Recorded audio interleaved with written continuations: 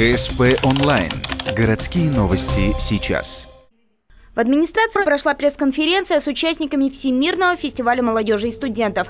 Мероприятие международного масштаба прошло в Сочи. От Ухты на нем побывало 30 человек, 18 из них участвовали в образовательных площадках, еще 12 были волонтерами. Анатолий Чемезов, как один из самых активных ухтинских добровольцев, был тим-менеджером, руководящим не только юной армией помощников, но и серебряными волонтерами группой «Кому за 50». Говорит, и молодежь, и старшее поколение справились на ура.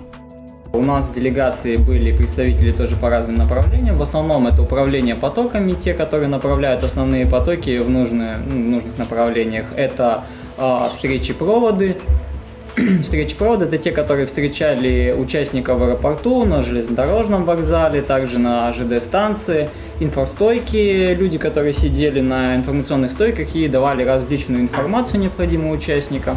Участникам же удалось посетить не только масштабное открытие, но и дискуссионные площадки с различными, но, безусловно, актуальными темами. Например, культура, свобода и ответственность. Этой темы было очень интересно и приятно удивил Эдгард Запашный. Он рассказывал о своей профессии, о том, как туда пришел, и как раз-таки приводил такие интересные примеры, что к его профессии относятся крайне негативно некоторые стороны общественности.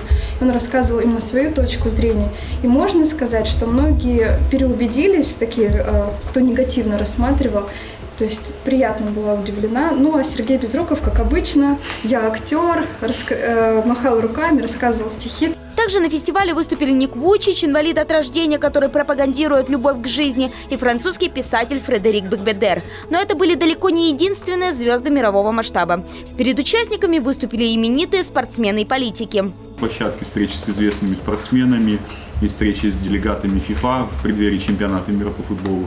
Это была и культурная программа, я тоже старался посетить их. Ну и моя такая профессиональная заинтересованность в политических, внешнеполитических и внутриполитических процессах все-таки толкала на встречи и с председателем Государственной Думы Вячеславом Володиным, Жириновский также встречался, Кириенко. Ну, довольно-таки программа была интересная. И Лавров, конечно, удалось попасть, да, конечно, хотелось услышать какие-то прям самые важные политические события, но крен встречи с Лавровым ушел в обсуждение политики Российской Федерации в Азии и Африке. Ну, нетипично, конечно, но тем не менее было интересно. Но покорились сердца ухтинских ребят иностранцы. Молодые люди из Великобритании, Германии, Конго слились в едином ритме сердца. Их объединили очереди, куда ж без них, лектории и яркие жилеты. Участники высказали единодушное мнение. В период фестиваля место проведения стало городом желтых счастливых людей. Ребят из Ирака мы учили русским пословицам и скороговоркам. Вот. Ну, в принципе, они все очень довольны, очень рады, что Россия добродушно встретила их.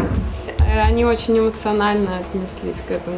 И они шли на контакт, они подходили, разговаривали, даже шутили. Андрей учил главной фразе гречанок: «Когда зарплата?» Где моя зарплата? Где моя зарплата? Они за ним повторяли. Из Сочи ухтинцы вернулись заряженные на 100%. В голове масса новых идей, а еще желание в старости вновь надеть желтые жилеты и вернуться на фестиваль в качестве примера для подражания.